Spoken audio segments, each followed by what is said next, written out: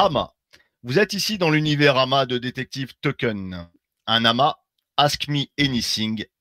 Demandez-moi ce que vous voulez, par définition. Posez-moi toutes vos questions. Voici l'utilité d'un AMA. Un AMA a donc aussi pour but de vous présenter une équipe, un projet, et vos questions seront posées en fin de présentation.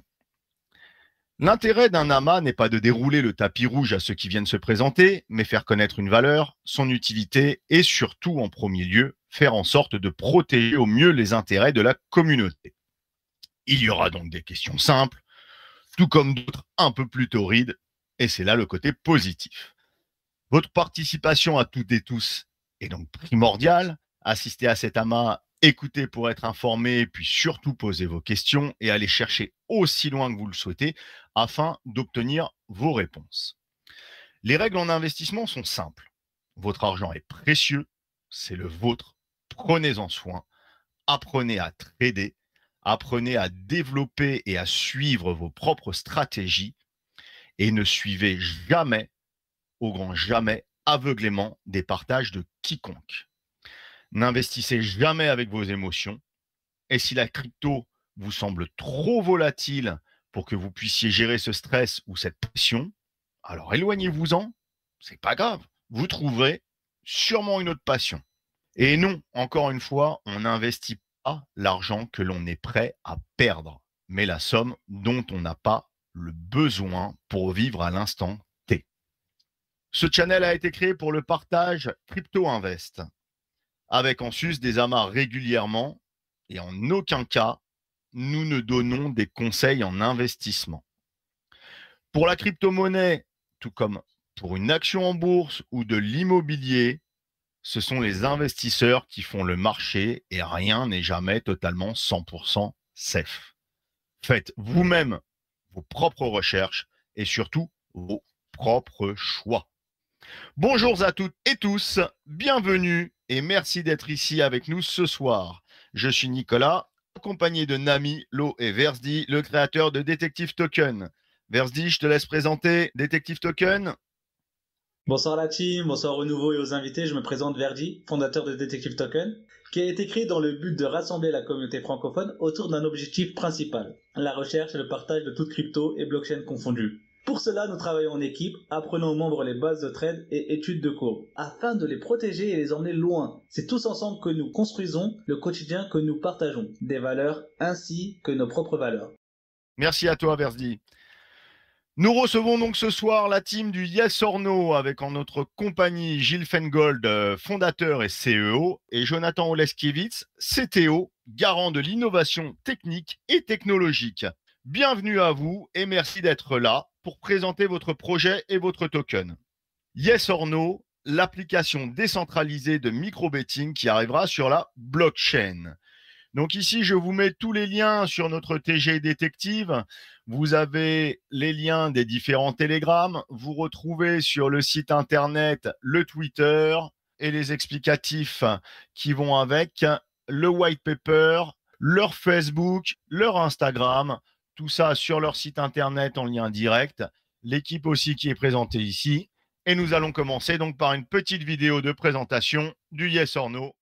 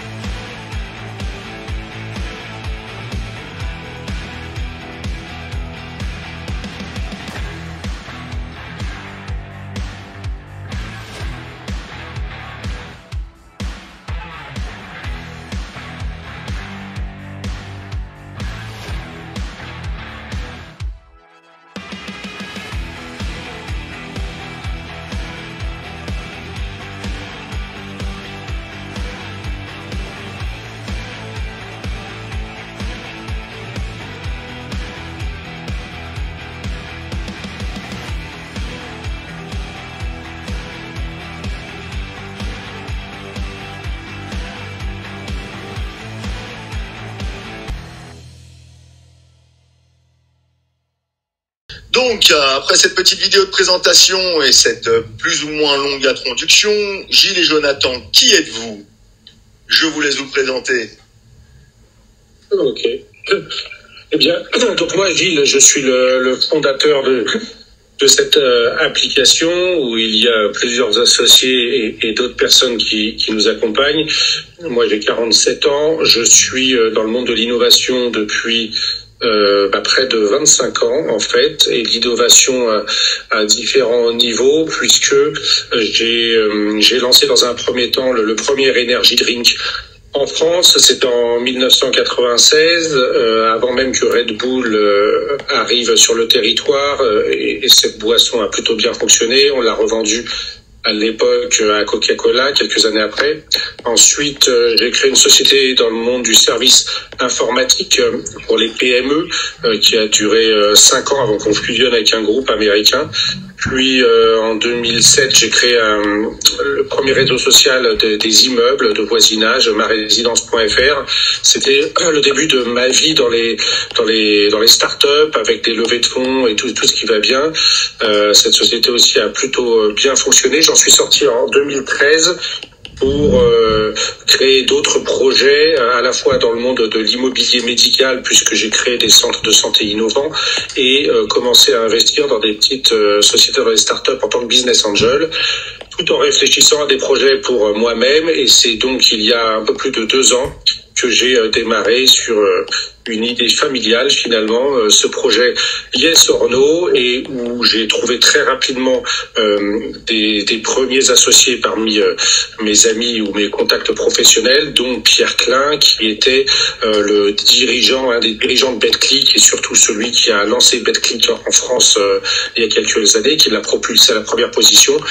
Et Pierre qui s'est associé à cette belle aventure en m'expliquant que c'était exactement le genre de choses qu'il pensait qu'il fallait faire dans le monde du pari, mais qui était absolument impossible à faire par les acteurs traditionnels, parce qu'ils sont cantonnés aux paris sportifs, parce que ça leur rapporte déjà pas mal d'argent, parce qu'ils ont des interfaces qui sont bien rodées, et qu'il leur est donc impossible d'aller chercher de la nouveauté qui les sortirait trop de leur modèle.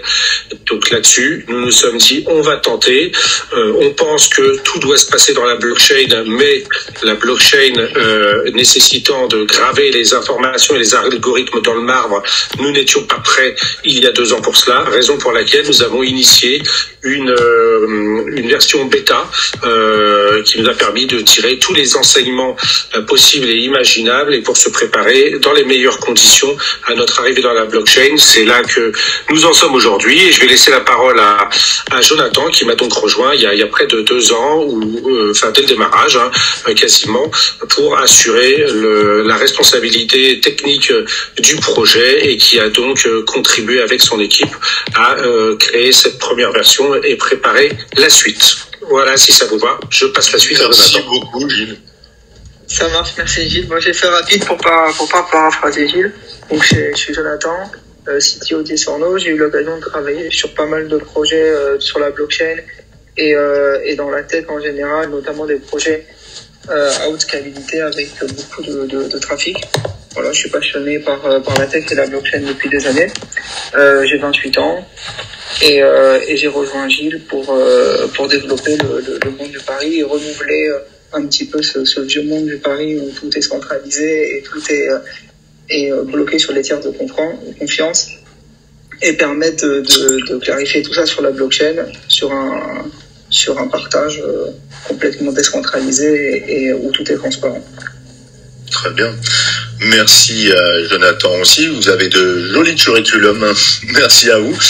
Si je devais vous demander quelles sont vos 3 principales valeurs,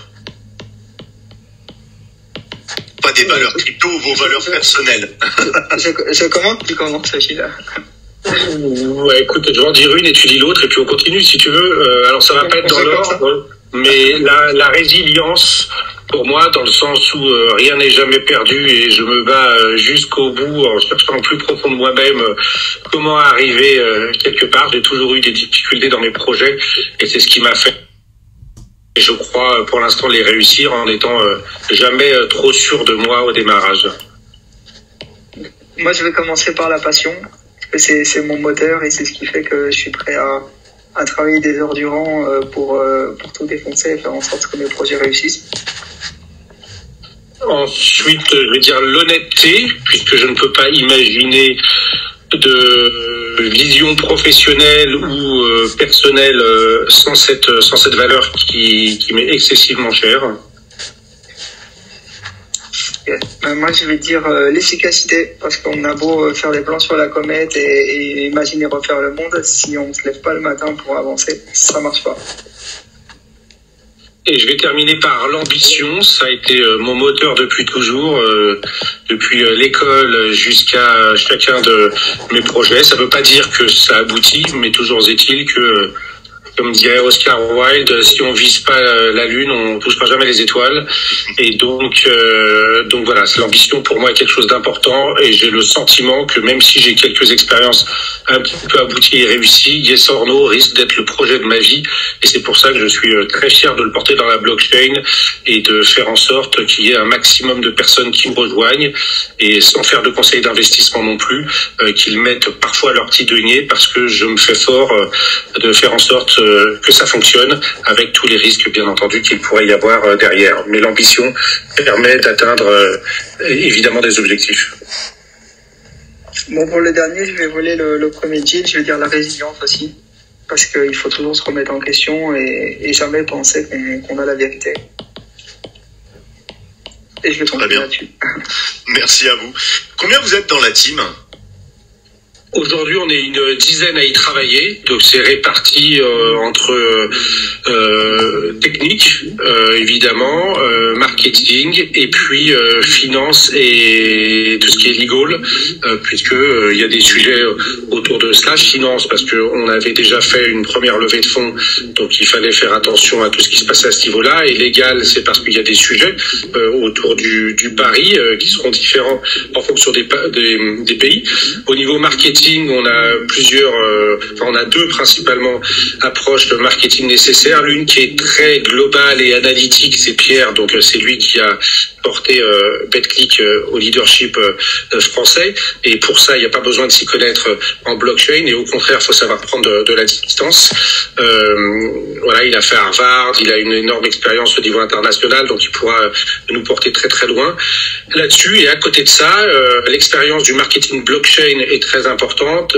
Et il y a Quentin là-dessus qui s'en occupe avec son équipe aussi. Et enfin, il y a le côté technique. Donc là aussi, deux parties. L'une qui est plus traditionnelle, quand on va parler de ce qui se passe derrière l'écran ou sur le front, les interfaces, également le back-end. Et puis une autre partie, donc qui a démarré seulement il y a quelques mois en termes de réflexion, c'est celle de la blockchain, évidemment, sur laquelle on a, pour ceux qui le connaissent, Jimmy, qui a été un des fondateurs de la blockchain NEM et donc qui nous accompagne très fortement dans ces réflexions pour faire en sorte que ce que l'on prépare comme infrastructure technique soit à la hauteur et soit aussi efficace que possible, comme le disait Jonathan, en termes de coût d'utilisation, etc. Très bien. Tout le monde voit mon partage d'écran, on est d'accord, hein, vous voyez les photos, la présentation de la team en même temps, Nami. Ouais. Oui, bien sûr. Moi, ça, parce que je crois qu'il ne le voyait pas, donc évidemment je présente sur le site internet, je suis les photos quand tu présentes un petit peu pour montrer qui est qui. C'est votre premier token ?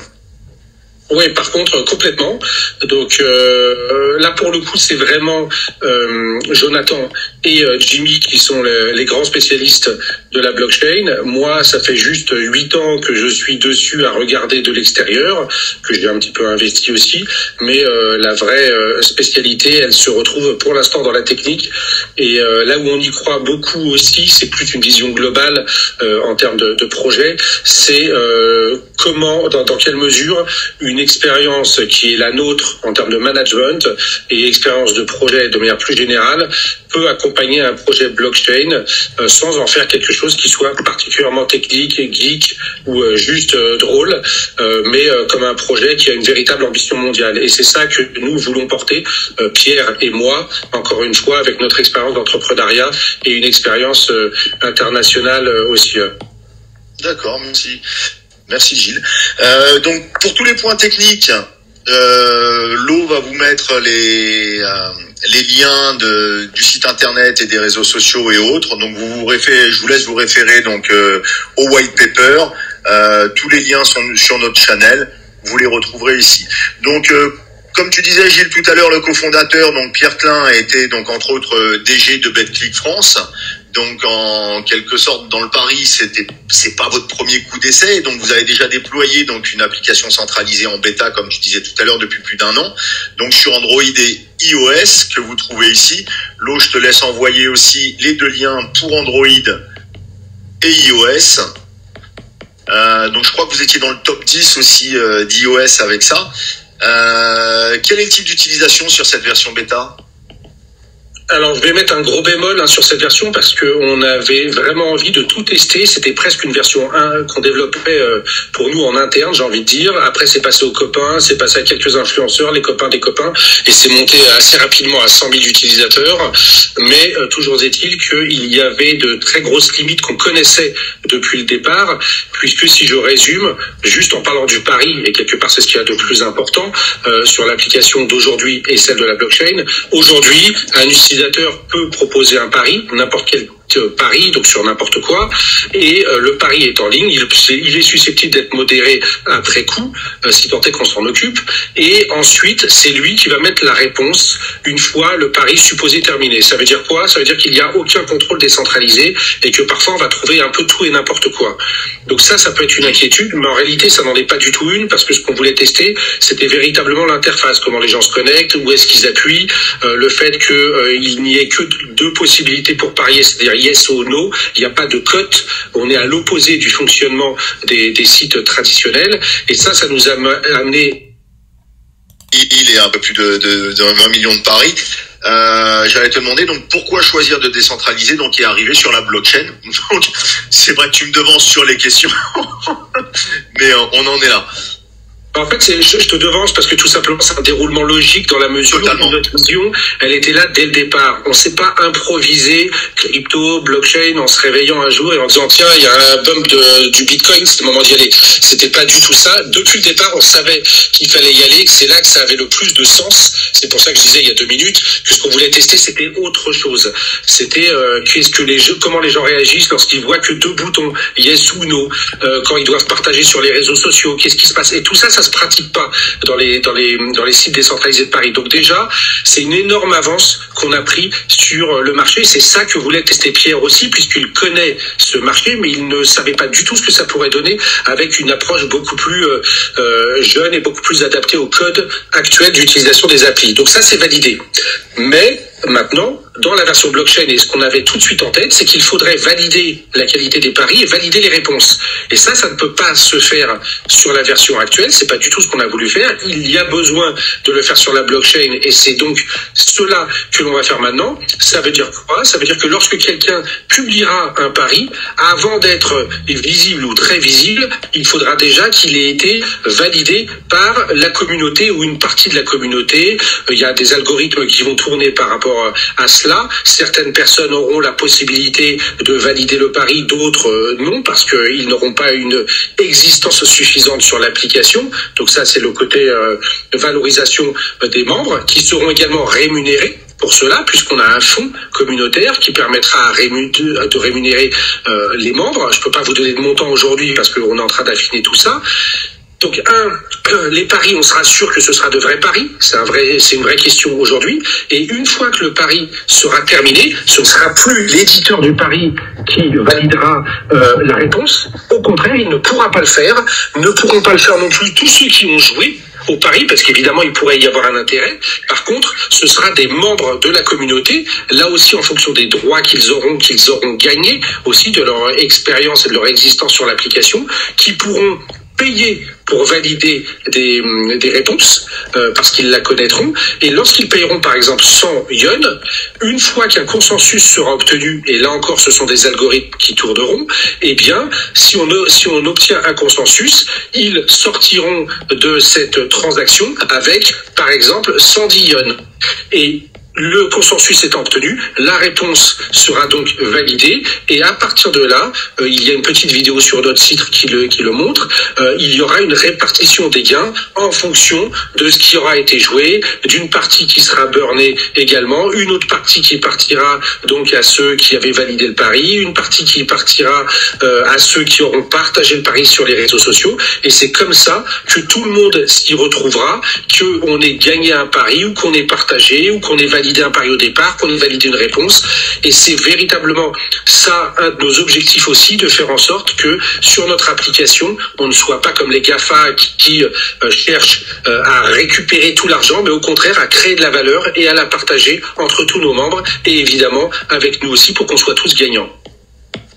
Très bien, donc on a le fonctionnement, on a comment va fonctionner donc le yes or no.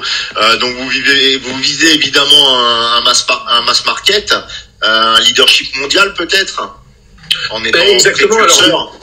Exactement. La chance qu'on a, c'est qu'on va être les premiers et c'est une énorme chance parce que c'est un marché qui est fabuleux. Il est estimé à plus de 150 milliards de dollars dans quelques années. Et la chance qu'on a, donc, c'est que, ce marché existe, le marché des paris, il est connu de tous, mais il est également connu de personnes qu'on oublie souvent, c'est-à-dire 95% des gens qui ont envie de parier mais qui ne le font pas. Ça va être ceux qui jusqu'à présent étaient pas très à l'aise à jouer de l'argent ou qui ne veulent pas aller sur des sites qui sont un peu trop spécifiques ou trop un peu vulgaires, qui veulent pas aller dans des boutiques comme ça peut être le cas en Angleterre pour aller jouer, ou bien les femmes, sans faire de sexisme, qui sont beaucoup moins présentes dans le monde du pari et qui par contre si on leur demande de parier sur de l'actualité, sur de la télé-réalité, sur même du sport ou la vie des influenceurs vont nous rejoindre. Donc oui, il y a une ambition mondiale puisque ce marché il existe partout et comment on va y rentrer, ça va être progressivement, c'est-à-dire qu'on va décortiquer chacun des marchés pour voir où est-ce qu'il y a de l'appétence et où est-ce que le marché est le plus ouvert légalement parlant, parce que typiquement on peut dire que en Chine ils sont en train de fermer tout ce qui est crypto, donc on va pas aller là en priorité bien entendu, mais par contre dans de très nombreux pays comme en France d'ailleurs, il n'y a pas véritablement de loi qui soit claire sur le sujet, à savoir qu'il y a des lois qui restreignent, y compris en France, aux paris sportifs ou hippiques, mais on va pas parler des paris privés en crypto. Et pourquoi il n'y a pas eu ce genre de loi ni en France ni ailleurs? C'est comme il n'y avait pas d'acteurs, eh bien il n'y avait pas de raison de pondre une loi. Et maintenant, qu'est-ce qui va se passer ? Concrètement, en France et ailleurs, c'est que, comme c'est un micro-marché auquel personne ne fait attention, donc il n'y a pas de loi tout de suite, nous, on va y rentrer, et une fois qu'on y sera rentré, il va se passer comme Uber, à savoir qu'il y a beaucoup de monde qui va se poser des questions, beaucoup de monde qui se dira, mais en fait, il n'y a aucune raison de l'interdire, parce que, pourquoi interdire de parier sur tout ce qu'on veut et dans la monnaie qu'on veut? Il n'y a pas véritablement de raison, et comme cela, on va pouvoir rentrer dans les pays les uns après les autres, sans pour autant que je puisse dire que la France sera le premier pays. C'est pas certain, on verra, on va étudier ça et ça c'est prévu à partir d'octobre, une fois qu'on aura bien avancé sur notre ICO, qu'on avancera sur notre roadmap, puisque la roadmap elle est divisée en deux parties au départ principales. L'une c'est la technique qui va nous prendre à peu près 4 mois pour lancer quelque chose de sérieux et consistant et qui permet de démarrer, et en parallèle on regardera la roadmap un peu plus voilà, je vais pas détailler, on va regarder la roadmap un peu tout à l'heure, donc peut-être Jonathan voudra peut-être lui l'a détaillé. Donc on a votre vision donc du marché, de l'avenir et du déploiement. On a donc le fonctionnement aujourd'hui du Yod. Votre stratégie pour ça? À quel niveau? La stratégie marketing par exemple. La stratégie marketing, au départ, elle va être très simple, et ça, c'est toute la beauté de la crypto, j'ai envie de dire, c'est qu'il y a une communauté qui est fabuleuse, et en fait, on va vouloir d'abord s'appuyer sur cette communauté d'investisseurs, et comme il y a des fonctionnalités très puissantes d'invitation, et donc qui contribuent à de la viralité dite organique sur l'application, c'est comme ça qu'on va démarrer. Ça va aller très très vite, en fait, parce qu'on a déjà vu ce qui se passait sur la première version, et ensuite, pays par pays. Donc, on va attaquer le marché de manière un peu plus large du pari. Une fois qu'on sera bien installé, qu'on aura fait une sorte de bêta finalement avec nos crypto investisseurs qui seront nos premiers joueurs. Ça risque de prendre entre 6 mois et 1 an par marché, cette partie-là. Et à ce moment-là, on est à peu près certain qu'il y aura une belle satisfaction, qu'à partir du moment où il y a une belle satisfaction, il y aura des échanges de tokens sur les exchanges dès lors qui seront disponibles en fonction du vesting, etc. Le token risque donc de monter pour cette raison et pour d'autres, avec la stratégie financière qu'on a mis en place de distribution des tokens mensuellement aussi, si vous avez vu ça sur le white paper. Et voilà. Et ensuite, ça va progresser par finalement le succès d'estime qui fait qu'on s'affichera, comme tu le disais il y a quelques minutes, comme un leader. C'est très difficilement rattrapable parce que notre offre consiste à la fois dans notre expérience et dans l'UX qu'on propose, qui n'a rien à voir avec les autres.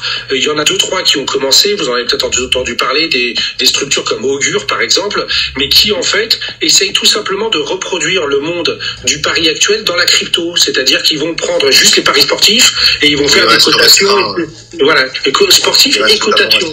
Voilà, et nous c'est pas du tout ça qu'on veut faire. Donc comme on est les seuls à avoir cette vision, ça va être un petit peu compliqué. Je vais faire un parallèle et puis je te laisse la parole. Juste le parallèle très simple avec Tinder. Quand ils sont arrivés sur la rencontre, tout le monde faisait plein de critères, etc. Eux sont arrivés avec la photo. Tu swipes pas à gauche ou à droite pour choisir ta copine du soir. Et puis personne n'a réussi à faire la même chose parce qu'ils avaient 1 an ou 2 ans d'avance. Les autres étaient empêtrés dans leur formulaire. Eh bien c'est exactement le parallèle que l'on peut faire et c'est pour ça qu'on aura une très belle avance sur ce marché. Oui, totalement. Tu as déjà une protection sur le Global Betting Market ou je présume que vous y êtes déjà penché?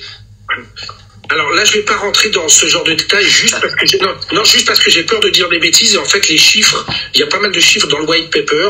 Je me sens un peu mal à l'aise à l'idée de l'ouvrir devant vous alors qu'en fait c'est écrit et en fait on a différents types de chiffres que ce soit sur le marché du nombre de joueurs, le type de l'âge des joueurs, leurs dépenses et au niveau international. Et surtout du 18-35 ans, il y avait marqué, je crois. Voilà, c'est ça. Donc les plus gros joueurs. Voilà, comme ces chiffres sont assez précis, il y a des jolis graphes sur le white paper. Je vais pas l'ouvrir là pour m'en souvenir par cœur. Par contre, on a fait ce travail marketing qui est vraiment important. Et il y a qu'une ou 2 pages à regarder. C'est très visuel et je pense que ça se suffit en soi. Après, si quelqu'un a une question dans la masse, si tu laisses la parole aux uns aux autres, une question parce qu'il aura fait ça, on répondra sans aucun souci à chacune des questions. Ça va être pareil pour la technique. On peut pas décortiquer là comme ça en live un algorithme. Non. 6 mois. Voilà, je fais le parallèle avec ça, mais par contre, on sait répondre de manière globale, comme je le fais là, et donner une véritable idée de notre vision. Très bien. Et donc, vos ambitions à court et long terme, ce serait vraiment d'être sur tous les pays, d'avoir une application par pays dans tous les langages? Oui, en fait, techniquement, ça va pas se passer exactement comme ça. A priori, on sera sur une vision où on repère la langue du téléphone et à partir de là, les personnes pourront trouver les paris qui correspondent à leur zone de géolocalisation. Mais oui, l'objectif, c'est d'être un peu partout et je reviens sur ce que je disais il y a quelques minutes. On a cette chance de ne pas créer un marché du pari. Tout le monde le connaît. Donc, tous les marchés qu'on va identifier où il y a déjà du pari et qui sont assez ouverts à la crypto, on va y rentrer finalement assez facilement. On aura un marketing local, bien entendu, mais on n'aura pas besoin d'ouvrir de marché. Et j'insiste là-dessus parce que c'est ce que j'ai dû toujours malheureusement faire dans mes expériences précédentes. Quand j'ai lancé l'énergie drink, j'étais le premier à le faire en France. Quand j'ai lancé le réseau social de voisinage, c'était en 2007 et Facebook venait d'arriver en France. Donc les réseaux sociaux, inutile de vous dire que personne ne connaissait. Et donc c'est toujours très très difficile d'être le premier à ouvrir un marché, mais surtout à ouvrir quelque chose qu'on doit expliquer. Et là, on n'a rien à expliquer. Donc ceux qui connaîtront le pari et la crypto, ils vont venir très naturellement vers nous et ça va très très vite se diffuser. Très bien. Donc la proposition qui est faite avec le Ion, donc avec le token, le use case, donc l'utilité réelle du token, vous voulez en parler un petit peu, développer un petit peu? L'utilité, en fait, il y a à la fois l'utilité, il y en a deux. Il y en a une, c'est pour jouer sur l'application, on veut se faire plaisir. On peut monter, évidemment, dans les classements et dans son wallet, en fonction de ce qu'on fait, soit parce qu'on joue, soit parce qu'on participe, tout simplement. On sera jamais obligé de jouer de token, hein, comme je le disais. Il suffira de proposer des paris ou de valider des paris. On pourra gagner des tokens. Donc ça, c'est le côté utilité. Et puis après, bien entendu, une fois qu'on en a un petit peu stocké et qu'ils se sont démultipliés, on pourra aller sur les exchanges et si la valeur augmente en fonction de l'offre et de la demande, eh bien on en sortira gagnant. C'est aussi simple que ça. On n'a pas une vision, c'est ce qu'il dit pas mal sur notre Telegram, on n'a pas du tout une vision de spéculation. Ça peut décevoir peut-être certains, mais l'objectif pour nous, c'est véritablement de créer un marché qui peut être absolument énorme. Quand on voit qu'il y a Augure, que je citais il y a quelques minutes, a une valorisation de 250 millions de dollars, en tout cas il y a quelques temps, il y a peu de temps, alors qu'il n'y a pas grand-chose derrière, et c'est pas pour critiquer que je dis ça. Nous, on a une véritable vision de précurseur, et on veut prendre le marché mondial. Donc je sais pas où ça va nous amener, mais en tout état de cause, le nombre de tokens ne va pas augmenter, et aujourd'hui ils ont une valeur. Peut-être qu'au début, pour X raisons, ils vont baisser un petit peu, et nous, ça nous inquiète pas du tout, puisque, encore une fois, on ne vise pas du tout le listing. C'est aussi une question qu'on nous pose souvent. Ça, c'est, je pense, une question de spéculateur, et pourquoi pas. Pour nous, le token doit commencer à prendre de la valeur à partir du moment où l'application est en ligne et que les gens peuvent constater véritablement ce que ça peut apporter et qu'ils se les échangent pour des bonnes raisons. Voilà, donc je préfère le dire aussi, parce que ceux qui veulent investir, qu'ils soient plutôt dans cette vision, ce sera plus intéressant pour eux et on s'amusera beaucoup plus si on n'est pas stressé par la valeur du token, mais plutôt par la valeur qu'on va tous créer sur l'application, et donc et c'est nous qui allons tous contribuer à la création de ce marché et à la prise de position en tant que leader en France et ailleurs. D'accord, c'est une totalement nouvelle vision aussi pour faire évoluer le token et qu'il prenne de la valeur. Donc si on passe au tokenomics et au business model, donc il y aura une supply de 9 milliards de jetons au départ. Ouais, là, je vais laisser la parole à Jonathan, si tu veux. J'aurais pu répondre, mais là, je parle beaucoup, donc je vais laisser Jonathan là-dessus. Chacun à son tour. Tout à fait, c'est exactement ça. Alors, donc, milliards de jetons, tu parlais aussi de rémunération de membres. Tu peux un peu développer ? Bien sûr. Alors, l'idée, en fait, elle est que de rémunérer le temps d'activité et la participation des utilisateurs. Le parallèle, il est fait par rapport à Bitcoin, qui rémunère la puissance de calcul. L'idée, c'est que les miners sur Bitcoin vont apporter la puissance de calcul et par ce biais-là vont permettre de sécuriser le réseau. Sur notre application, le principal point critique, c'est la validation des paris et c'est le fait que les paris puissent être authentiques. Ça va passer par de la main-d'œuvre et de l'investissement de nos utilisateurs, et on va rémunérer cet investissement-là en libérant des tokens tous les mois, de la même manière que le fait Bitcoin. Ça, c'est un premier point important. Le deuxième point important, c'est l'idée du halving, c'est de diviser la supply des tokens offerts tous les 4 ans pour raréfier un petit peu la demande et faire une pression à la hausse sur la valeur du token. L'idée est assez simple. Si aujourd'hui vous consacrez 10 minutes de votre temps pour X token, si dans 4 ans, pour la même durée, vous avez 2 fois moins de tokens, vous allez apporter 2 fois plus de valeur à ce token-là. Et donc, ça va intrinsèquement permettre de faire une dynamique à la hausse sur le token. D'accord. Vous comptez développer votre propre blockchain ? On souhaite s'appuyer sur des technologies existantes. L'idée, c'est pas de créer de zéro une nouvelle technologie, mais oui, effectivement, l'idée, c'est de pouvoir développer notre propre blockchain en parallèle des blockchains existantes. Un point qui est extrêmement important pour nous, c'est pas de dire on va développer notre technologie et l'ensemble des utilisateurs vont devoir changer leurs habitudes et venir chez nous parce que c'est mieux. Notre idée, c'est de s'implanter dans l'écosystème existant et de profiter de l'écosystème d'Ethereum, de la BSC et de toutes les blockchains qui sont en parallèle. Donc on a un certain nombre de bridges qui sont déjà en cours de développement. l'idée est assez simple, c'est que si vous voulez pouvoir sauvegarder vos tokens sur le long terme, les holder sans avoir en n'ayant aucun risque, vous allez les mettre sur Ethereum. Si vous voulez utiliser les tokens Dion pour faire du farming, pour faire des choses comme ça, vous allez aller les mettre sur la BSC. Et si vous voulez faire du micro-pari sur Yes or No, vous allez les mettre sur la blockchain de Yes or No. L'idée, c'est vraiment de s'implanter dans l'écosystème et de profiter des mécanismes. Donc, elle est totalement déjà cross-chain dès le départ avec des bridges, parce que le jeton sort comment? Il sort déjà directement cross-chain ou ERC20 ou BEP20 ou directement le jeton sort directement cross-chain. Il est envoyé sur la BSC, donc du BEP20, mais il est bridgeable sur Ethereum. Et dès que la blockchain Ion sera disponible, il sera bridgeable sur la blockchain Ion. Joli projet. Donc, on va passer un petit peu à la roadmap. Ça te dit de garder, à moins que Gilles veut reprendre la parole, mais je crois que je vais te laisser un petit peu la parole pour la roadmap. Donc je la mets à l'écran aussi. Je sais pas si tu as, toi, Jonathan, mon partage d'écran, oui, ou comme Gilles, tu ne le vois pas.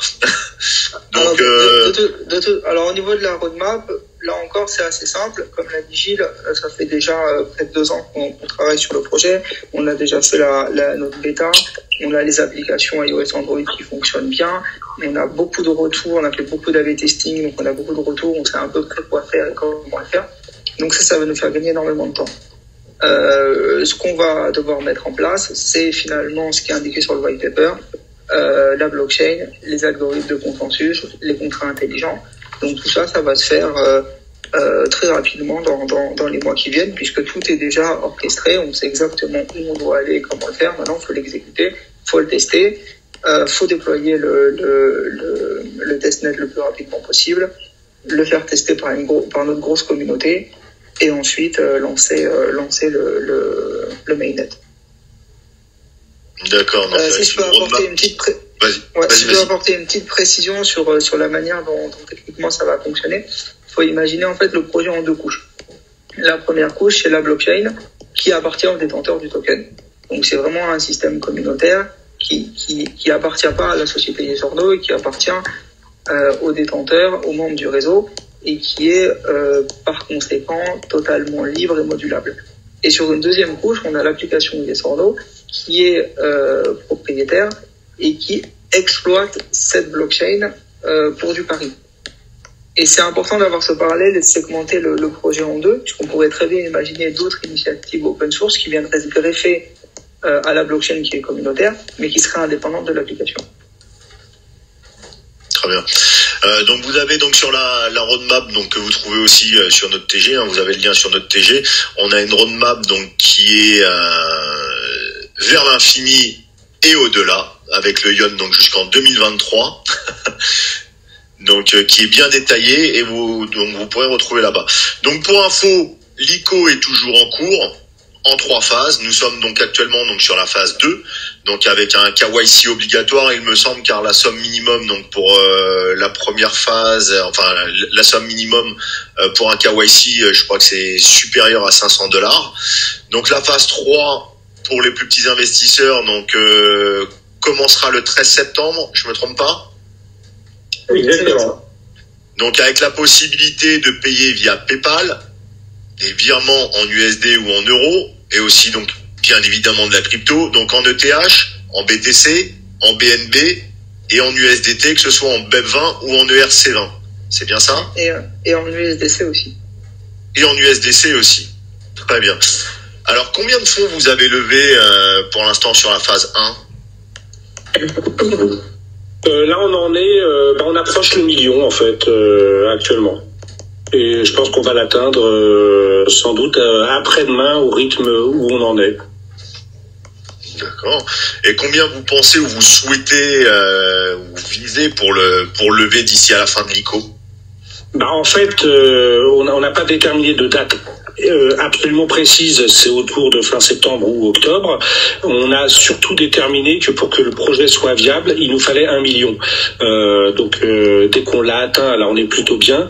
Mais ce qui nous intéresse aussi et surtout, d'abord c'est se donner un petit peu de sécurité, parce que s'il y a un petit peu plus d'argent qui rentre, ça nous permet de couvrir d'éventuels risques.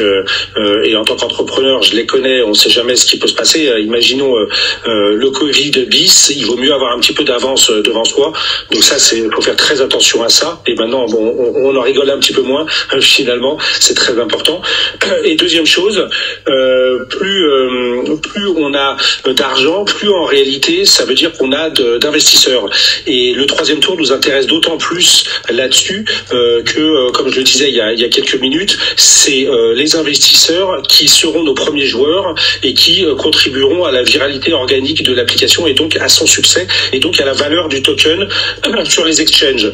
Donc si on voit que ça pousse au niveau des investissements, ce n'est pas forcément la somme atteinte qui fera qu'on arrêtera, mais plutôt le jour où on n'aura plus en phase 3 que 10 investisseurs par jour. Et là, on se dira, on va pas continuer éternellement, ça nous apporte plus rien. Et donc, on arrêtera la ICO et on pense qu'on sera sans doute entre 2 et 4 millions, 4 millions étant la hard cap.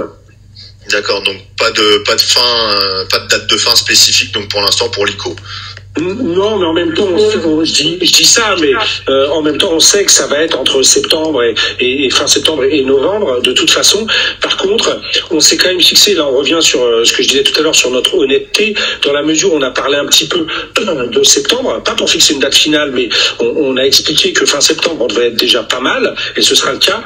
Eh bien, ce qu'on a prévu, c'est que tout ce qui est, par exemple, vesting, notamment sur le deuxième tour, commence à partir du moment où on le décrète, et pas forcément à partir du moment où il y a la fin de l'ICO. C'est-à-dire qu'on pourrait terminer l'ICO en fin novembre pour les raisons que je viens d'expliquer, mais dire que à fin septembre, ça y est, on est bon, et donc tous ceux qui ont investi, leur vesting démarre, et finalement ils gagnent du temps parce que au moment où l'application sortira, parce qu'elle aura été développée techniquement, il sera déjà passé quelques mois, et donc ils se rapprocheront des exchanges et de la possibilité de libérer leur token.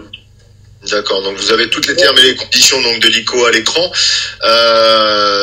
Donc la période de vesting pour les premiers investisseurs c'est 6 mois et après donc 10% par mois. Donc après 6 mois c'est quoi? Vous déployez 20% du wallet et après c'est 10% par mois sur 8 mois. Comment ça se passe? Alors en fait, je vais vous reprendre. Juste pour apporter une petite précision par rapport à ce que disait Gilles.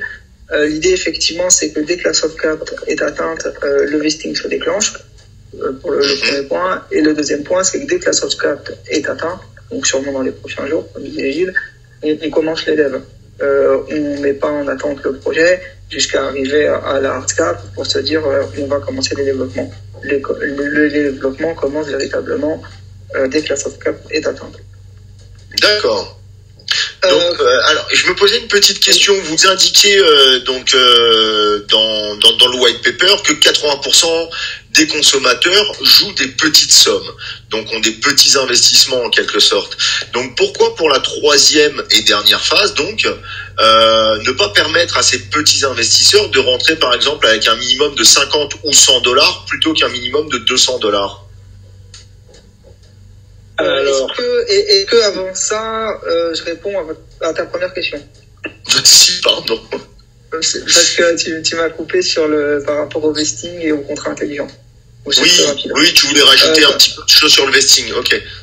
Non, parce que tu me demandais comment étaient libérés les tokens, et je pense que c'est une précision qui est importante pour la communauté, sur qu'il n'y ait pas d'ambiguïté. Alors, le contrat intelligent de vesting, il a été audité, il est consultable sur le GitHub et le rapport d'audit aussi. En fait, l'idée est très simple. Il y a une période de blocage et ensuite, il y a une période de libération. Donc, par exemple, pour ceux du premier round, la période de blocage est 6 mois. Donc, pendant 6 mois, le contrat intelligent bloque les tokens. Et à partir de 6 mois, il va rendre disponible un certain nombre de tokens tous les jours par rapport à ce qui a été défini, à hauteur de 10% par mois. Et ce sera à l'utilisateur, en fait, tout simplement, d'aller interroger le contrat pour connaître le montant disponible et aussi pour pouvoir faire venir l'argent sur son wallet. Donc c'est D'accord, merci pour la pas précision. nous en tant qu'entreprise qui allons donner au compte-gouttes les tokens. Tous les Non, ce tokens sera sont donnés en à la automatique. fin et ensuite en automatique, et c'est la blockchain effectivement qui est garante de la distribution. Très bien. Merci pour cette précision. Oui, c'était pas négligeable. Je t'en prie. Donc, oui, pour revenir à ma question de ce minimum investissement sur cette troisième phase. Alors pour cette deuxième question, comme dans les jeux télévisés, moi j'appelle un ami parce que j'ai pas de réponse. Ou bien si on a droit à un seul joker, chacun, moi ce sera le mien parce que j'avoue qu'on n'y avait pas spécialement pensé parce qu'on s'est dit que notre projet, il avait quand même une certaine valeur. On peut tout à fait comprendre que des personnes veuillent rentrer pour $50, mais quelque part ils pourront le faire sur les exchanges s'ils ont envie. Voilà, au listing.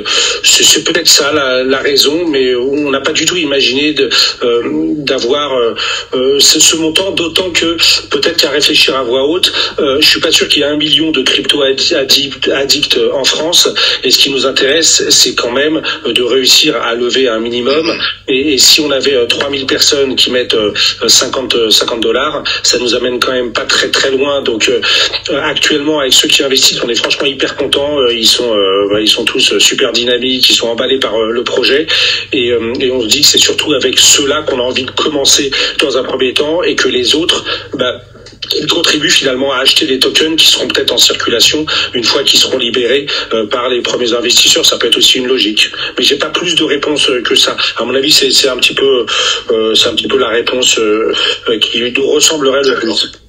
D'accord. Donc pas de date de listing donc pour l'instant prévu. Un sexe ou un dex de prévu ou plusieurs? Tous les DEX, enfin du moins les plus connus. Oui, donc Uniswap, PancakeSwap. Voilà, et puis bien d'autres. On en a prévu une quinzaine, je ne vais pas toutes les lister. D'accord. L'idée c'est d'être un peu présent partout.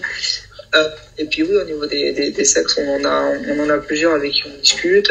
Ce qui est certain, c'est qu'au moment du listing, on en aura deux. On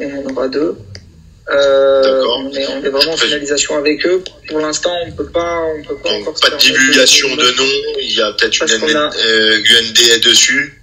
On a des NDA effectivement, et puis on n'a pas encore finalisé l'accord, donc on peut pas encore se permettre de se prononcer là-dessus. Mais ce qui est certain, c'est que ça arrive et que c'est pas les plus petits. D'accord, très bien. Donc on le verra à l'avenir. Donc le prix du token au launch. Troisième phase, 0,3. Troisième phase, ce sera identique. C'est ça. D'accord, super. Donc merci. Donc ma dernière question, ça va être pourquoi investir dans le Ion? C'est difficile de répondre parce que normalement on doit pas donner de conseils d'investissement. C'est vrai. Et puis j'ai envie de dire qu'on vient d'y répondre la dernière heure aussi. Ah voilà, formidable. Bravo, ça me fait plaisir. Vous voulez rajouter quelques points avant qu'on passe aux questions des membres et des auditeurs? Non, franchement, moi je pense qu'on a abordé beaucoup de sujets qui sont un peu globaux, parfois un petit peu plus spécifiques, mais c'est ce qu'on avait envie de transmettre comme information pour apporter une meilleure compréhension à notre projet. Ensuite, il y a notre site internet, il y a le white paper, il y a quelques questions qui peuvent être évidemment posées, mais l'idée, comme tu le disais aussi, c'est pas de nous dérouler un tapis rouge ou qu'on raconte des belles histoires qui sont incohérentes, c'est de vous dire la vérité la plus profonde, c'est celle-là, et puis après de répondre à vos questions qui seront peut-être un peu piégeuses, mais j'en doute, parce qu'on a déjà répondu à pas mal de choses. Et allez-y avec à moins que tu aies des ennemis dans le public. Peu importe, les haters sont nos meilleurs amis à partir du moment où tout le reste est derrière nous, c'est ce qui compte. Donc on va laisser la place donc aux membres de Détective et donc aux invités qui sont là. Nami, tu t'occupes des questions en vocal avec déverrouillé, puis après Lo des questions écrites, et évidemment je crois qu'il y a un petit jeu Lo donc en fin d'amas pour que avec un petit jeu on reverra ça après. Il y a un mini-jeu, sera du coup ça sera juste une question que je vais poser suite à cet amas. Et en gros, les 5 premiers qui répondent gagnent un airdrop offert par du coup la team Alors, je te ferai une proposition là-dessus. Justement, comme c'est du jeu, on va jouer et il n'y aura pas une question, 5 gagnants, il y aura 5 questions et le premier de chaque question. Et je proposerai à Gilles et à Jonathan de poser une question aussi pour implémenter un petit peu le jeu et donner un peu de choses. Donc, ce sera le premier de... Ça te convient? Alors, place aux auditeurs, à moins que nous ayons tout développé. Donc, on a grand frère Shelby en premier. Tu es là, grand frère Shelby? Bonsoir les amis. Bonsoir à toi. Ouais, bah écoutez, je viens juste de rentrer sur le projet. Et je me demandais, en fait, comment ça se fait que je suis pas rentré plus tôt, quoi. Est-ce qu'il y a eu un bug au niveau communication? Je suis tout le temps sur Telegram. Et j'ai pas eu écho de ce projet avant il y a 3 jours. En fait, on est très raisonnable et très humble. On voulait y aller tranquillement. Tout à l'heure, on nous demandait si c'était notre première crypto. Oui, c'est notre première crypto et oui, c'est notre première ICO. Donc, communiquer très fort au début, ça aurait pas été notre truc parce que on n'aurait pas forcément su appréhender une masse d'investisseurs qui viendraient nous poser des questions toute la journée, etc. Également pour les investissements, je sais pas comment ça s'est passé pour toi, mais en tout cas, tu le sais sans doute, on doit tous les valider un par un, donc avec les KYC, etc. Donc on voulait surtout être rodés. On a construit nos tours en fonction de montants qui nous semblaient à peu près cohérents. Et l'objectif final, c'est celui qu'on dit depuis le début, que ce soit en termes de date ou de montant. Et force est de constater qu'on n'avait pas du tout besoin de se précipiter. Et on trouve ça presque encore plus sympathique de voir qu'aujourd'hui, quand on vous répond, et on le disait tout à l'heure, on anticipe un peu les questions parce qu'on a eu tellement de questions sur les télégrammes et on voit tellement l'enchaînement de votre logique qu'on est capable effectivement de les anticiper et de répondre sans raconter d'histoire et en étant très très serein. Et on voit même qu'il y a beaucoup de petits investisseurs qui se répondent entre eux et qui contribuent énormément et on en est très content. Et pour ça, il fallait qu'on ait un petit peu d'histoire déjà dans ce monde de la crypto et c'est pour ça qu'on a démarré il y a un mois très tranquillement et là c'est effectivement en train de s'accélérer. Vous l'avez peut-être vu aussi, on a eu la chance d'être sollicité par des médias qui ont entendu parler de nous, donc là c'est un petit peu moi mais ça peut être d'autres. Hier je suis passé sur BFM au niveau national, ce matin on a fait un autre tournage sur une chaîne et vous verrez ça dans quelques jours. Il y a Forbes qui va faire un bel article aussi, on a des jolis experts crypto influenceurs qui vont en parler, il y en a quelques-uns, Road to 100K, Crypto Réseau, etc. qui ont commencé et il y a des gros qui arrivent et quand je dis gros, c'est aussi certains qui ont entendu parler de nous à l'international, dont, et je peux pas encore le citer, mais un des plus gros investisseurs au monde qui s'apprête à investir chez nous et pour en parler aussi. Donc tout ça c'est fait très naturellement finalement et j'ai envie de dire c'est une démarche vraiment très spontanée et qui est celle de la construction d'un projet qui n'est pas un projet à buzz, qui est un projet qui a une véritable ambition dans le temps et finalement je suis en train de réaliser, d'exécuter ce projet de la même manière que j'ai exécuté les autres, peu importe si c'est de la crypto ou plus traditionnelle. D'accord, merci. Mais juste une dernière question avant que je parte. Au niveau des développeurs, du coup, alors c'est qui? Enfin, il y a des gens qui sont assez expérimentés dans le développement de la blockchain. Pardon?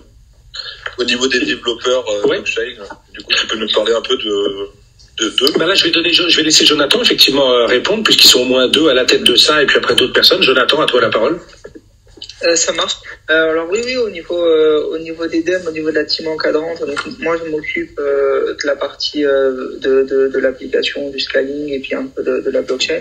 Et puis je me repose aussi sur Jimmy qui est notre chef de projet blockchain qui lui a une très très grande expérience dans le domaine.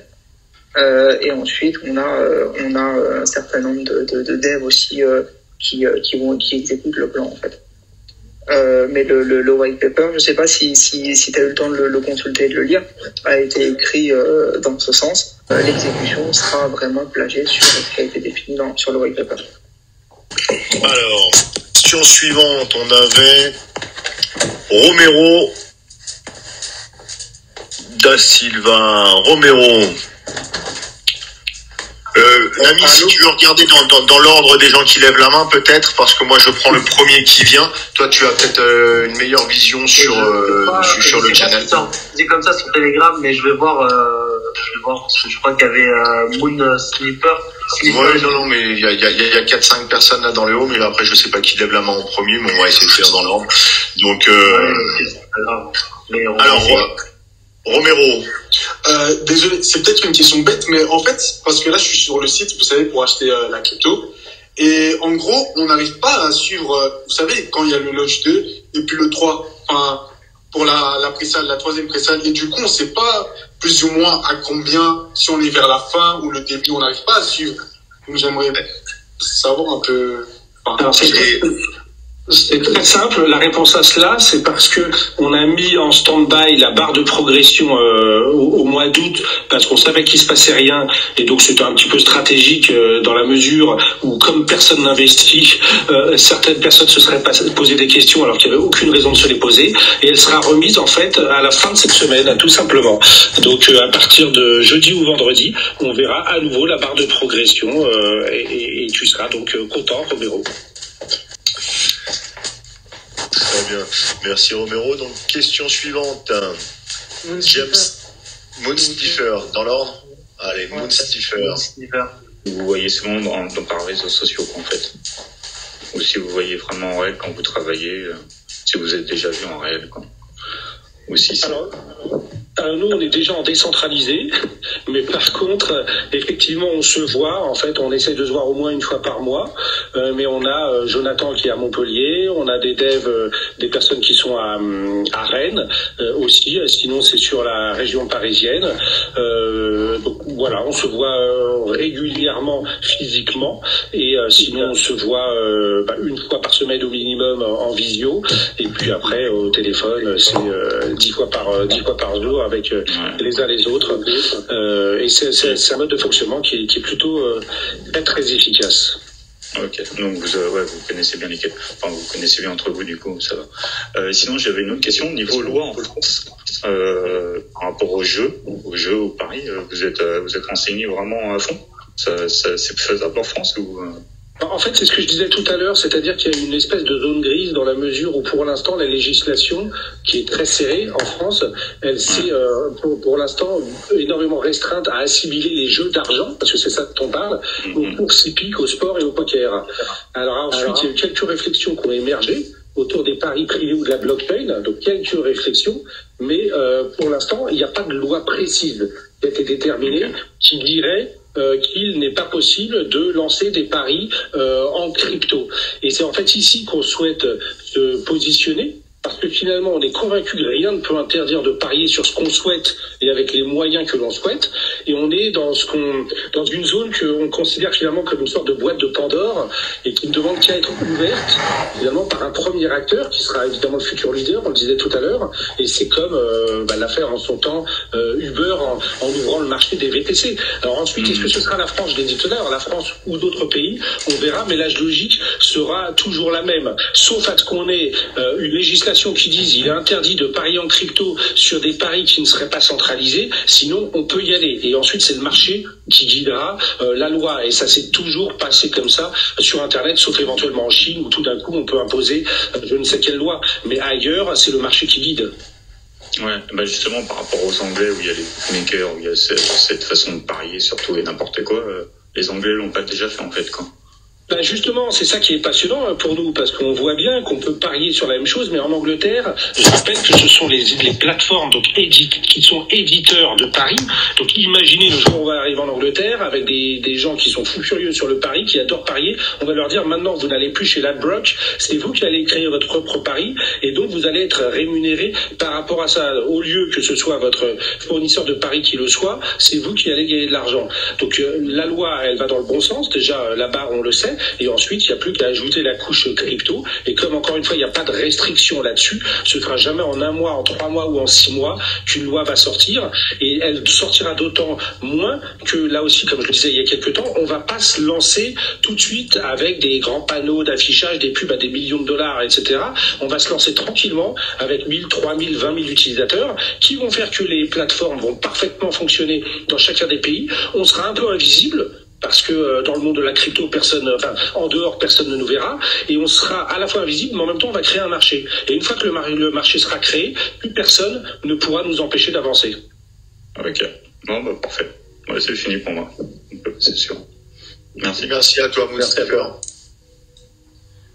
Alors, passons au suivant.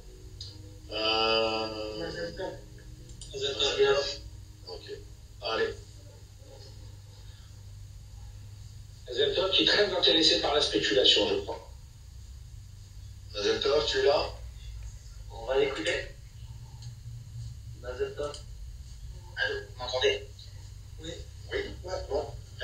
Oui, je voulais vous demander, j'ai vu sur White Paper que sur les paris, il y a 10% de commission, c'est ça?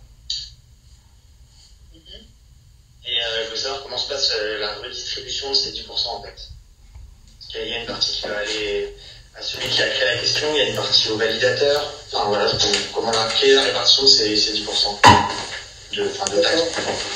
D'accord. Donc il y a un syndicat sur le White Paper pour le chiffre exact. L'idée en fait elle est assez simple, c'est de redistribuer la valeur en fonction de ce que chacun va apporter.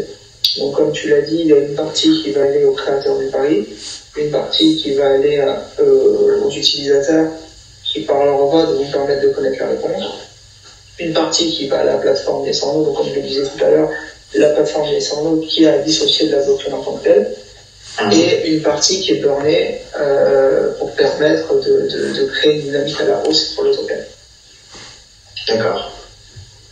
Ok, et aussi, c'est le yes or no, il est définitif, ou est-ce qu'à l'avenir il pourrait y avoir des choix multiples? Et je voulais savoir aussi si c'était uniquement sur appli ou si ça pourrait être aussi sur site web. Ouais, alors on a... vas-y, c'est que... En fait, pour le premier, ça c'est clairement définitif parce que c'est ce qui fait la différence absolue et c'est là que personne ne pourra nous toucher. Donc c'est vraiment critique en termes d'interface, cette notion de pari en deux choix uniques. Par contre, par rapport à la version actuelle, dans la version suivante, il y aura sans doute la possibilité de modifier les montants que l'on peut jouer, alors qu'aujourd'hui c'est un montant unique. Première réponse. Et deuxième réponse, rappelle-moi qui était la question, c'était sur la web. Ah oui, la web, alors elle est très très bienvenue cette question parce qu'en fait on va reprendre intégralement le développement de l'application en partant évidemment des énormes bases qu'on a, donc 80-90% est fait pour la blockchain, mais on va le reprendre pour qu'elle soit totalement en format web app et ainsi qu'elle puisse à la fois fonctionner en web et sur mobile au sens Store du terme, App Store et Android. Et pourquoi on va faire ça? C'est parce que ça nous permet de simplifier aussi les développements en ayant une seule couche finalement technique et sans avoir besoin de développer du natif des deux côtés, première chose. Et deuxième chose, parce qu'on va jouer un petit peu, c'est un mauvais terme, jouer mais avec l'argent de nos investisseurs, vous nous faites confiance. On ne veut surtout pas se retrouver dans une situation comme Fortnite ou d'autres avec un opérateur de type Apple qui tout d'un coup pour X raison nous bloque et on se retrouve coincé. Donc il faut qu'on puisse du jour au lendemain, si on veut, être full web sans être dépendant des plateformes de téléchargement. D'accord. Ok. Merci à toi, Mazelta. J'ai une dernière question, je crois. C'est est-ce qu'à l'avenir vous allez faire quelque chose niveau marketing pour attirer de nouveaux joueurs, un peu comme ce qui se fait sur Betclic, Winamax, des 100 euros achetés, 100 euros remboursés ou... Alors ça peut aussi développer le... Pour l'instant, c'est comment ça marche au début, quoi, ouais. Sur l'achat de biens, à comment parler, ce qui est à noter, c'est que les sans-notes ne vendra jamais de yuan. Les yuan devront forcément être achetés sur les exchanges à d'autres particuliers qui les auront eu au préalable. Ah, c'est quand même un frein, quoi. La personne ne pourra pas venir faire sa carte bleue et acheter des yuan sur l'application, quoi. La personne pourra, sur l'application, grâce à des API, se procurer des yuan. Donc ce sera facile en fait. Mais par contre, ces yuan, ce sera pas Yesforno qui les vendra, mais ce sera un particulier par rapport. En fait, l'idée elle est simple, c'est que si Yesforno vend des tokens, il fait concurrence au marché et ça va faire une pression à la baisse et le token ne montera pas.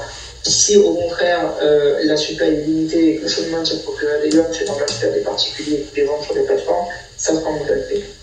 Ce qui n'empêche pas après d'intégrer les API et de faire en sorte que l'accès aux autres soit extrêmement simple. Ça marche. Ok, bah c'est bon. Merci. Merci à toi. On a une question suivante. C'est pour Xavier. Xavier. Allez, Xavier. Xavier GBL. Bienvenue à toi. Xavier. Xavier. Oui, bonsoir à tous. Merci de me laisser le micro. J'ai une question plutôt technique, c'est pour Jonathan, je pense. C'est à propos de la blockchain. Actuellement, on entend parler souvent des frais d'utilisation des fees sur les blockchains, comme par exemple Ethereum, où les frais sont extrêmement élevés. Est-ce que sur votre blockchain que vous allez développer par la suite, il y aura des frais d'utilisation par pari? Ouais, très bonne question. Alors, effectivement, c'est un enjeu majeur. Et c'est ce pourquoi on a décidé de déployer notre propre surcouche et pas de s'appuyer sur une surcouche préexistante. Parce que si on s'était juste basé sur une surcouche existante, comme par exemple se plugger sur la BSC ou sur Ethereum, on aurait forcément été soumis à des conditions de réseau qui n'auraient pas forcément été de notre fait, mais on aurait dû les subir et nos utilisateurs ont pâti de frais. Donc l'idée, c'est de créer vraiment notre propre surcouche, d'avoir nos propres validateurs pour pouvoir faire en sorte que les frais soient les plus bas possibles. La vision qu'on porte par rapport à l'écosystème de la blockchain, c'est les chaînes parallèles. Alors, je vais faire assez simple. L'idée, c'est de dire que chaque chaîne a un compromis entre scalabilité, sécurisation et décentralisation. Si par exemple le but c'est d'acheter des guns et de les holder sur 2 ans, sur 5 ans et de ne pas jouer, le mieux c'est de les mettre sur Ethereum parce que c'est la blockchain la plus sécurisée, ça restera la blockchain la plus sécurisée. Si l'idée c'est de faire du farming avec et d'aller jouer sur des swaps, le mieux c'est de les mettre sur la BSC parce que les frais sont relativement bas et l'infrastructure est là. Si l'idée c'est d'utiliser ces guns sur l'application Yesorno et de faire du micro-betting, ce sera de la mettre sur la blockchain de Yesorno. Voilà, je ne sais pas si j'ai bien répondu à ta question. Non, très bien, merci. Ça donne un petit peu une vision, mais du coup, ça ferait une couche supplémentaire. D'accord. Et dernière question qui est du coup complémentaire. Est-ce que vous avez une idée du nombre de transactions que vous allez pouvoir supporter sur cette couche supérieure? Disons que oui, bien sûr. Déjà par rapport à nos estimations, par rapport à ce qu'on a fait sur l'app centralisée, on sait à peu près comment ça se passe. Là, comme l'application de la blockchain de Yesorno sera gérée par des validateurs en interne, mais aussi des validateurs en externe, on n'a pas de limite en fait. Plus on a de transactions, plus on ajoute de serveurs. Si des utilisateurs de la communauté veulent venir apporter des ressources, ils pourront le faire aussi. Mais il n'y a pas de limite à proprement parler. D'accord, merci pour l'explication. Merci Xavier. Merci Jonathan pour les réponses. On va prendre 2 petites dernières questions. Donc il y avait Saké et James Staples. Et après on va passer au jeu. Ça convient à tout le monde? Alors, James Staples. T'avais des questions écrites, Lo, peut-être? James Staples, on te laisse la parole. Bienvenue à toi. Oui, merci. Bonsoir à tous. Déjà, je suis conquis par le projet. C'est un très bon projet. Je félicite l'équipe. Moi, ma principale question, c'est par rapport à l'ouverture du projet au public qui n'appartient pas à l'univers de la crypto. Donc, quelles sont les stratégies que vous avez mises en place pour attirer ceux qui sont en dehors de l'univers de la crypto? Parce que c'est quand même un public très large qui pourrait porter le projet à un autre niveau. Merci.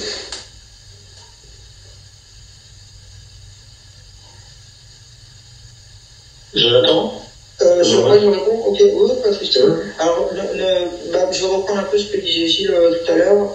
L'idée, c'est de créer une base d'utilisateurs très solide, d'utilisateurs ultra engagés au début. Donc ça va se faire par les crypto-addicts, notamment parce qu'ils connaissent l'univers de la crypto, ils savent manier des tokens, et donc ils sont acclimatés à cet univers. Et une fois que cette base-là est faite, on va pouvoir passer effectivement à l'étape d'après, en allant chercher de nouveaux utilisateurs. À savoir que l'univers de la crypto au jour d'aujourd'hui est en plein essor. Tous les jours, il y a des nouvelles choses qui sortent. Tous les jours, ça se démocratise. Il y a 6 mois, c'était bien plus difficile d'accès que ça l'est aujourd'hui. Dans 6 mois, ce sera bien plus facile d'accès que ça l'est aujourd'hui. Et donc, ça aussi, il faut le prendre en compte. Plus le temps passera, plus la blockchain deviendra mainstream, plus les plus jeunes aussi s'acclimateront à cet écosystème et viendront d'eux-mêmes. Donc la stratégie qu'on porte, c'est pas de ultra simplifier et démocratiser le concept de crypto-monnaie et de blockchain qu'on porte, mais de se dire que la blockchain c'est l'avenir et que le mass market en fait viendra de lui-même sur la blockchain, et quand il viendra sur la blockchain, l'application pour le micro-betting qui sera la plus à même de les séduire, ça sera Yasandra. Ok, merci, c'est tout. Merci bien. Merci à toi, James. Alors, on avait Saké. T'as des questions. Tu peux peut-être réouvrir le channel s'il y a 2 ou 3 questions écrites, et puis après, on va passer au jeu. C'est déjà ouvert. Il n'y a pas des, je crois pas. D'accord. Alors, Saké. J'ai ouvert. Saké, bonsoir Saké. Oui, bonsoir. Je voulais savoir en fait comment on bénéficie des 5% de bonus. Tout simplement en suivant le lien. Non, je vais laisser Jonathan ou Gilles. D'accord. Non, mais c'est exactement ça en fait. Pour les 5%, il faut soit suivre un lien, celui-là, là, par exemple, de détective, et dans l'autre sens, une fois que tu as toi-même, tu t'es inscrite sur le dashboard, tu récupères ton propre lien et tu peux le communiquer à tes amis d'une part, et par ailleurs le mettre dans un générateur qu'on a créé où il sera au milieu de tous les autres liens qui ont été déposés par les investisseurs et des personnes qui voudraient investir et bénéficier d'un lien sans en avoir un parce qu'ils n'ont pas eu d'amis qui leur en a envoyé, iront puiser dans cette base de liens. Donc ton lien pourra être utilisé par des personnes que tu connais et également par des personnes que tu ne connais pas. Ok, merci pour la réponse. Je t'ai pas réglé. Merci Saké dans cette question. Sur le coup. Le haut ami, vous aviez des dernières demandes? Oui, il y a quelqu'un qui a écrit bébé. Il a demandé quelles sont les possibilités de stacking. Pour l'instant, on n'a pas. D'accord. J'ai une autre question. Est-ce que CBET est un concurrent? Non, c'est pas un concurrent. Pour 2 raisons, c'est pas un concurrent. La première, c'est qu'on est les seuls aujourd'hui à avoir une expérience réelle dans le pari et avoir testé des choses. Première chose. Et deuxième chose, c'est ce que je disais il y a quelques minutes, c'est l'interface. Donc tous ceux qui essayent de se lancer actuellement ou qui réfléchissent par rapport à ce qui existe. Donc oui, quelque part, ça peut être un concurrent dans le sens où c'est un acteur. Par contre, on n'a pas du tout peur de ce type d'approche ou d'acteur, et au contraire, on serait même content s'il y en avait d'autres autour de nous, ce qui permettrait à ceux qui veulent tester des offres de paris décentralisés d'aller voir un petit peu ce qui se passe ailleurs et de pouvoir juger par eux-mêmes qu'est-ce qui leur semble le plus pertinent, une offre qui ressemble à ce qui existe déjà ou une offre qui ressemble plus à l'avenir de ce qu'attend un petit peu tout le monde d'après nous. J'avais une petite question. En fait, à un moment, vous avez parlé de redistribution, enfin de débloquer des tokens. En fait, c'est comment? C'est un système de minage ou bien c'est de vous-même, vous avez accès à je sais pas, à quelque chose pour délibérer en fait des tokens, ou comment ça se passe en fait? Tu parles des 27 millions de tokens, c'est ça qui a... Voilà, exactement. Ok, alors ça c'est ce que j'ai dit tout à l'heure, c'est le parallèle avec Bitcoin. Ces tokens-là seront libérés chaque mois et seront offerts en contrepartie du temps passé par les utilisateurs pour faire fonctionner le service. Donc sur Bitcoin, tu dois mettre de la puissance de calcul et dépenser beaucoup d'électricité pour trouver un hash. Sur les journaux, tu dois passer du temps pour trouver des réponses, pour valider le contenu, pour apporter de la valeur. Et ce temps-là, en fait, on le rémunère avec des tokens. Parce qu'on estime que ce temps-là, c'est de l'argent au même titre que l'électricité. Ok, c'est cool, bah c'est plus écologique. Il y a deux questions. Il y a deux questions. Il y a Alors, pour répondre vite fait aux questions des dates de listing et pour répondre vite fait aux dates de listing, donc on en a parlé, la date de listing n'est pas encore fixée et le prix du listing, donc ça sert à rien de les reposer, celle-là est le prix du listing que je vois, ce sera la dernière phase de l'ICO, donc celle de la vente publique en dernière phase de l'ICO, phase 3. Juste pour éviter la redondance de ces questions. Je te laisse reprendre les autres questions. D'accord. Du coup, il y a un bébé qui pose la question. Je pense que ça va être la dernière. Comment se déroulera la répartition des 40% des revenus de la publicité? Au holder, en fait, proportionnellement à ce qu'il hold. D'accord. Fin des questions. On a fait le tour des questions. Ah, il y a grand frère Shelby qui est encore là. Allez, c'est toi qui vas finaliser. Finis les questions écrites. C'est bien, merci. Je reviens finalement. J'ai discuté avec des amis là, et on a deux petites questions. La première, c'est pour la public sale, si vous êtes en lien avec des launchpads type DAO Maker ou Infinity Pay. Non. Donc pas d'IDO alors. Non, pas d'IDO. Non, parce qu'on. Vous savez que c'est facile le listing quoi. Ça fait, ouais, il y a plein de choses, hein, mais il y a aussi des IDO décentralisés, etc. En fait, les conditions sont assez complexes parce qu'ils veulent plein d'avantages. Nous, en fait, on veut rester un produit entre guillemets démocratique. On veut qu'il soit porté par la communauté et on ne veut pas créer des contraintes en fait. D'accord. Et par rapport aux investisseurs comme nous là, qui avons déjà investi sur le projet, qui vont pas forcément utiliser l'application pour être honnête, parce que moi personnellement le pari de manière générale c'est pas trop mon truc. Et vous avez quand même pensé par rapport au joyeux staking, par exemple quand on regarde Ternos ce qu'ils font, c'est-à-dire qu'en fait on laisse nos tokens sur MetaMask, sur le réseau Ether, et en fait on a un reward, enfin. On a pensé au système de holding par rapport aux revenus publicitaires pour justement récompenser les. D'ailleurs sur le white paper on a un slide qui explique assez bien la proportion de rémunération avec des schémas, par exemple un utilisateur qui hold rien mais qui est extrêmement actif, un utilisateur qui hold beaucoup mais qui est pas du tout actif, et puis celui qui fait le lancement. C'est assez bien expliqué. Ça te permettra de voir en place une fois que l'application sera sortie. Pour l'instant, je ne peux pas encore trop t'en dire. Tout simplement, en fait, parce que le stacking, c'est vachement utile pour limiter les coûts de pression à la baisse quand il y a un peu de hystérie sur les marchés. Donc oui, on aura des programmes de stacking qui seront mis en place. Ok, nickel, les gars, merci. Merci à toi. Donc c'est la dernière question. Donc on va passer au jeu pour finaliser tout ceci.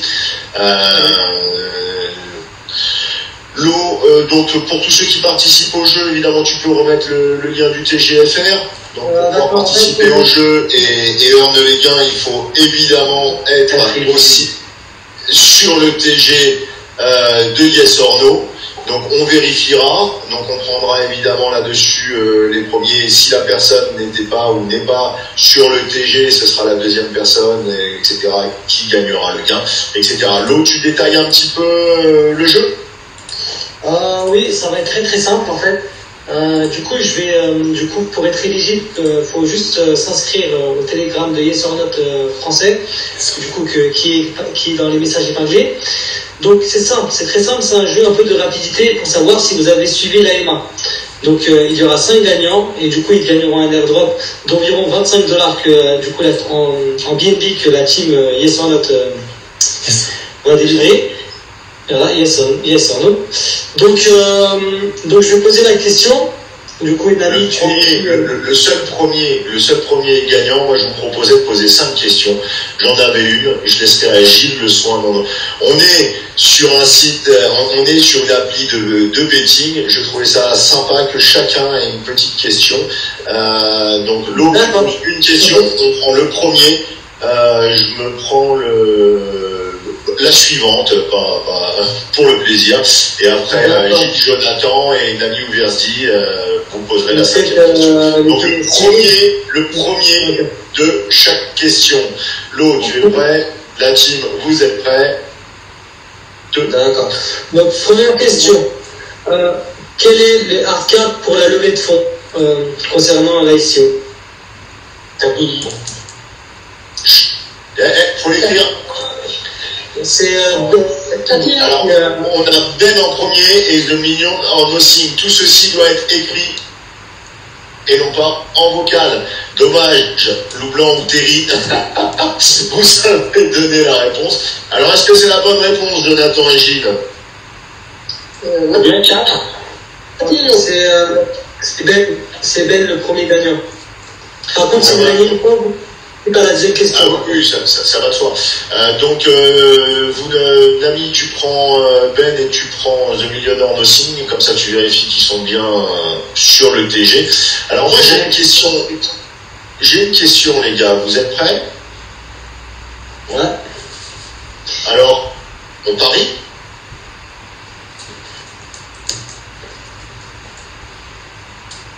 Alors, qui est le premier à avoir répondu yes? Ah, le saligo. Non, Ben, t'as pas le droit une deuxième fois. Alors, le deuxième, parce que c'est yes or no, donc le oui ne marche pas. Je suis désolé, c'était soit un yes ou un no. Donc, le deuxième, donc le premier qui a répondu, c'est Quentin triple B. Et au cas où, ce sera Mazel Tov si Quentin n'est pas. Nami, je te laisse noter. Nami, c'est toi qui gère les... D'accord. C'est ça, Jonathan ou Gilles, vous voulez poser une question? Chacun à votre tour? Jonathan, vas-y. Ok, on va faire une petite question technique. Sur quelle blockchain sera délivré le token Yesorno holistique? Très rapide la communauté. Alors, qui va nous donner la réponse?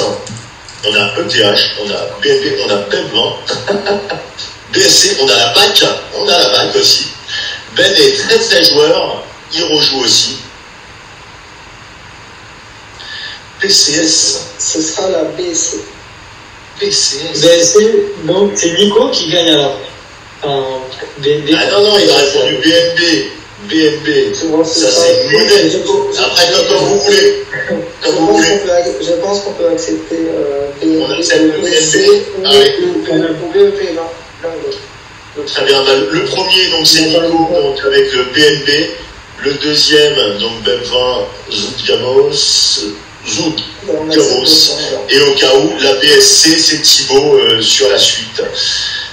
Donc on accepte le BNB de Nico. On accepte le BNB de Nico. S'il n'est pas sur le TG à 22h33, ben c'est Zoud Gamos. On n'accepte pas le BNB. Ah, d'accord. On accepte le BSC et le BEP. On accepte le BEP. Merci à toutes et tous de votre présence, de nous avoir suivis, de nous soutenir. Et nous vous disons à bientôt sur Detective Token, donc pour un prochain amas. Ciao, ciao!